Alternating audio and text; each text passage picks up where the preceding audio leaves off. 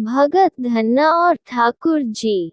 बहुत समय पहले भारत में धन्ना नाम का एक साधारण किसान रहता था। वह एक शांत जीवन जीते थे और खेती करना पसंद करते थे।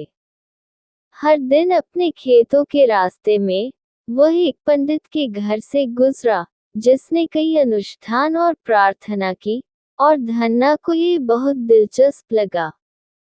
एक दिन उसने पंडित को एक पत्थर की मूर्ति को भोजन परोसते देखा, और उसने पंडित से पूछा, तुम पत्थर पर खाना क्यों ला रहे हो? पंडित ने उत्तर दिया, ये पत्थर नहीं है, ये ठाकुर है। अगर कोई ठाकुर को प्रसन्न करता है तो उनकी सभी इच्छाएं पूरी होती हैं। आपको पहले ठाकुर को खाना खिलाना चाहिए, और उसके बाद ही आप खा सकते हैं। धन्ना उत्साहित थे। वह उन्होंने कहा, मैं ठाकुर कैसे प्राप्त कर सकता हूँ? पंडित जल्दी में था, इसलिए उसने जमीन से एक सामान्य पत्थर उठाया और धन्ना को ये कहते हुए दे दिया, ये तुम्हारा ठाकुर है। धन्ना ने दौड़कर घर जाकर ठाकुर की सफाई की। उसने कुछ चपाती पकाए और कुछ लस्सी बनाई। उन्हें साधारण पत्थर पर चढ़ाते हुए उन्होंने कहा, यहाँ ठाकुर जी, मुझे आशा है कि आप इस भोजन का आनंद लेंगे। लेकिन स्वाभाविक रूप से ठाकुर ने कुछ खाया पिया नहीं, हिलता भी नहीं था। धन्ना ने सोचा कि शायद ठाकुर उससे नाराज हैं, इसलिए उसने एक और स्वर की कोशिश की, और मीठे स्वर में कहा, मुझे आशा है कि मैंने तुम्हें परेशान नहीं किया है। कृपया खाओ, ये सबसे स्वादिष्ट चीज है जिसे मैं बनाना जानता हूँ। दिन भर ठाकुर ने खाना नहीं खाया। रात हुई और धन्ना को बहुत भूख लगी। रात बीतने के बाद भी ठाकुर ने खाना नहीं खाया। कभी कभी धन्ना क्रोधित हो जाते थे, क्यों नहीं खाओगे? वह ठाकुर पर चिल्लाया। अन्य समय में वह उदास हो गया और रोया, ओह ठाकुर, कृपया खाओ। फिर भी कई बार वह नम्र थे और अंत में उन्होंने भीख मांगने की कोशिश की।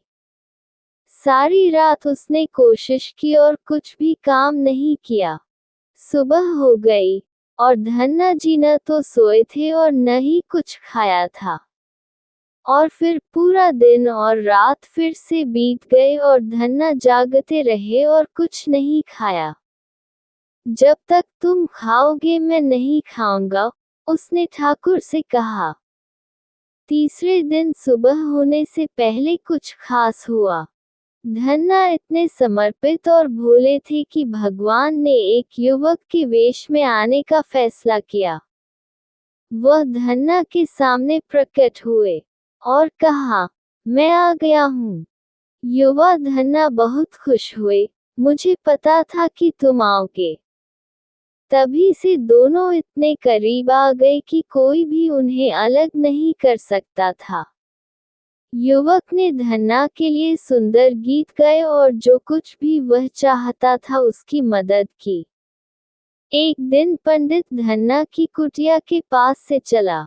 धन्ना उत्साह से भागा, पंडित जी, मैं आपको बहुत धन्यवाद नहीं दे सकता। ठाकुर सबसे अच्छा है, वह सबसे सुंदर गीत गाता है। पंडित भ्रमित हो गया और पूछा, तुम्हारा ठाकुर गाता है? धन्ना ने कहा, अरे हाँ, और वह सबसे अच्छी लस्सी भी बनाता है। और देखो, वह खेतों में भी मेरी मदद करता है। निश्चित रूप से, खेत में हल चल रहा था, लेकिन पंडित किसी को भी गायों को चलाते हुए नहीं देख सकता था। अब दोनों आदमी भ्रमित थे। धन्ना ने कहा, आप ठाकुर जी को क्यों नहीं देख सकते?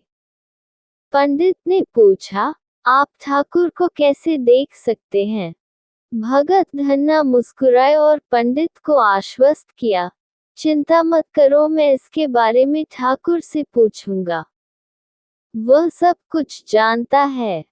जब धन्ना ने युवक से पूछा कि वह केवल उसे ही क्यों देख सकता है, तो उसने समझाया, जो कोई भी ईमानदारी से नाम का ध्यान करेगा, वह मुझे देखेगा।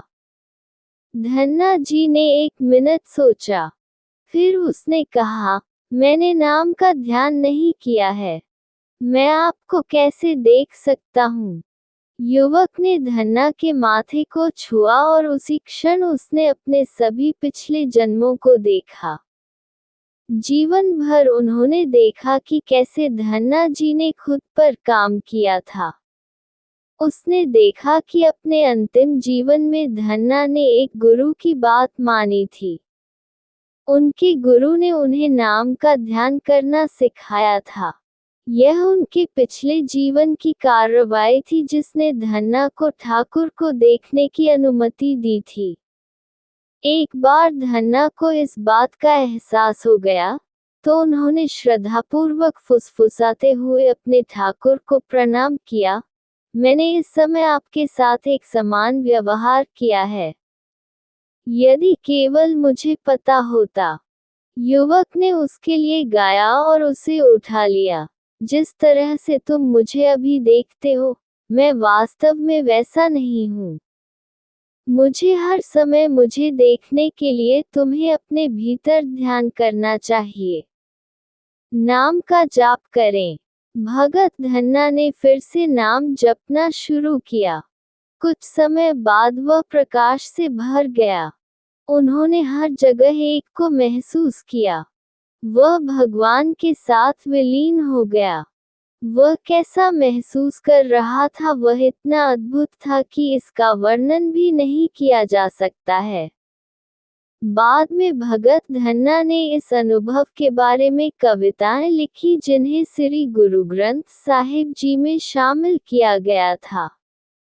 हम उन्हें किसी भी समय पढ़ सकते हैं या गा सकते हैं और उनकी जीवन कहानी को याद कर सकते हैं जिसमें ईश्वर से मासूमियत से मिलना और प्रेम और भक्ति के साथ नाम जप करना शामिल है।